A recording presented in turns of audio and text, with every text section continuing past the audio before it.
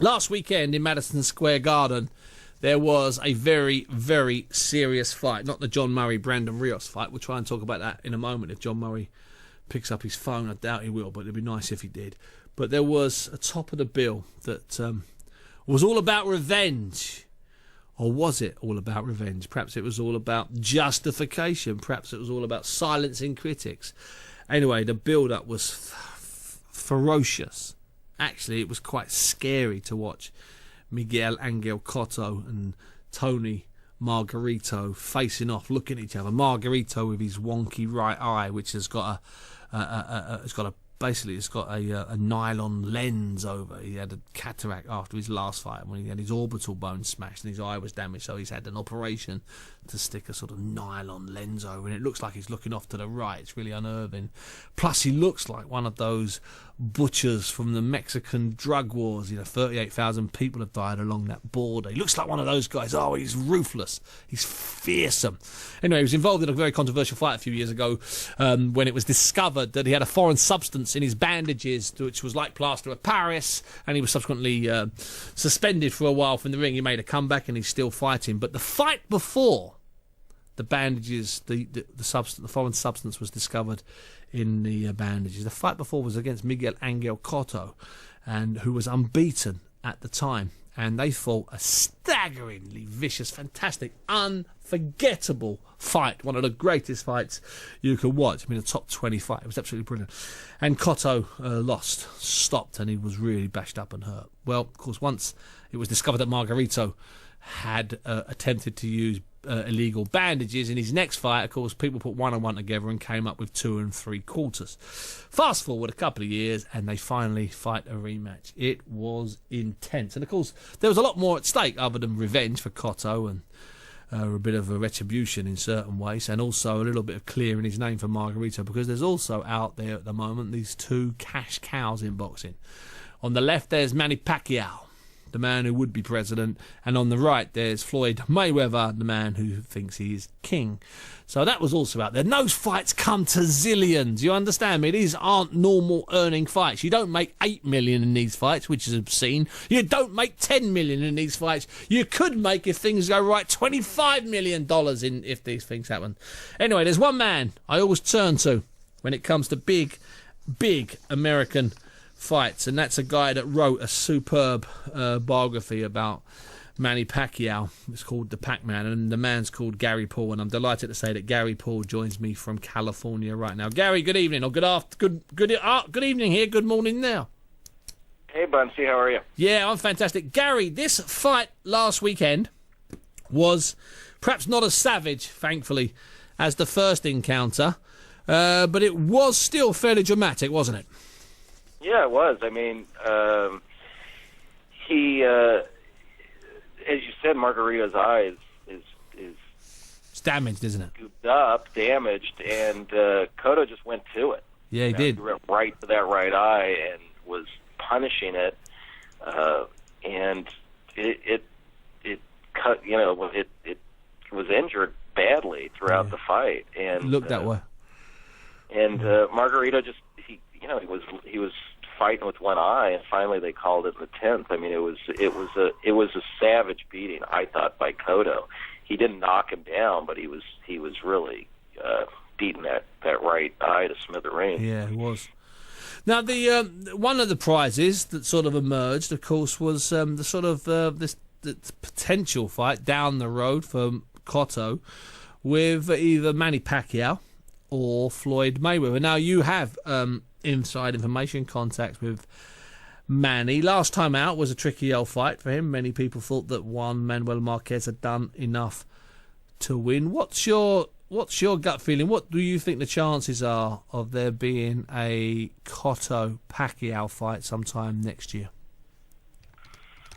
Well, I think there's a pretty good chance of that. Cotto has, after he lost to Pacquiao a couple years ago, sort of seemed like he was on a downward swing, but he's really resurrected his career, and now he's being talked about as a potential opponent for either Mayweather or Pacquiao. You might see a Pacquiao too. I mean, Mayweather kind of famously avoided Cotto for several years ago. He did indeed. So he might be the guy too if they can't get Mayweather Pacquiao together, and I have some serious doubts that they will. Yeah, well, the problem with this ongoing Pacquiao Mayweather third or fourth year of debate and discussion now is that we keep hearing all sorts of different figures being thrown left, right, and centre. Like it's 80% there, it's 90% there, it's 10% there, it's 20% there. But are you saying, Gary, right now in the 20:49.29 seconds on Thursday the 8th of December, we're really no closer than we were 3 or 4 years ago? You know what it kind of feels like? It kind of feels like that guy that owes you money and keeps telling you, "Oh yeah, I'm going to pay you. I'm going to pay you. I'm going to pay you." You have no idea how funny that is at the moment. and it never happens. That's what it kind of feels like to me. I mean, from both sides, they seem to be lying through their teeth. Yeah, I mean, it does have that feel to it, and I mean, unless it's sort of announced by the end of January, it means it's not going to be in May. If it's not going to be in May, it's got to be November. In which case, it's got to be announced by, really by about June-ish. I mean, there are those serious time constraints on it, aren't there, as well, like that? Because what's interesting, of course, is that Cotto and Mayweather, had been talked about seriously for after the Margarito fight. But again, that's maybe Mayweather. Can I ask you about one thing before I let you go? And thanks for your time today. This recent stuff from Alex Ariza blaming Bob Arum, Manny's promoter, for the fact that the Mayweather fight hadn't happened. Do you know if this has caused a rift, or has Ariza been chastised, or was he put up to it? Do you know anything about this situation, Gary? Well, I think there was some frustration after the Pacquiao's last fight against Marquez, because Ariza was sort of held up as a guy who hadn't handled Manny's leg cramps, and he was in there trying to fix the cut, and I think which really wasn't his job, and Arum sort of called him out on the carpet for it, and Ariza came back and started knocking Arum. I mean, Ariza's kind of an unplugged guy. He is. He's a bit of he's a self-publicist, isn't he? He's a guy that's had some, he's a fantastic conditioner, but he is, I mean, the old expression, we use it, from everybody from John Wayne, to me use it. It's the same thing. He's getting too big for his boots, isn't he? Yeah, a little bit.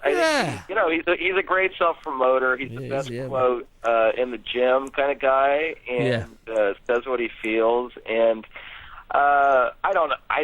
There's always chaos in that camp. Yeah, so is there a rift? I don't really think so, because it's like a constant earthquake in that camp, with that kind of stuff. It's a constant. Listen, Gary, it's always a pleasure having you on. How's the paperback edition of Pac-Man going? It's excellent. It's selling well, and a lot of people seem to love it. Listen, I look forward to updated versions as big fights come and go, because I know you'll do that if you've got any sense. Yep, thank you. Gary, thanks very much. That's Gary Poole there from Los Angeles. His book, Pac-Man, is, I think, a very good book. Some people have said, no, Bunsey, it's not in-depth enough. Well, it's hard to get in-depth because Manny doesn't let anybody close to him. Gasman on East Side says the problem with Cotto when he first fought Pac-Man was his inexperienced corner and poor game plan. He fought right into Pac's hands. He didn't use his legs. He stood in the middle of the ring and he tried to trade with a guy with lightning speed. It wasn't clever. Whereas last week, this is me talking, not Gasman, although Gasman would know this because he would know this because he's a smart man, although he wasn't there. He was out in Helsinki interviewing Teddy Atlas, who was in the corner for the Alexander Povetkin WBA title defence against Cedric Boswell. The problem with, one of the pluses of Miguel Cotto last week was he used his feet, used his head, and made it impossible for one-eyed Margarito, no matter how bad a beast he is, to actually get close to him. Now,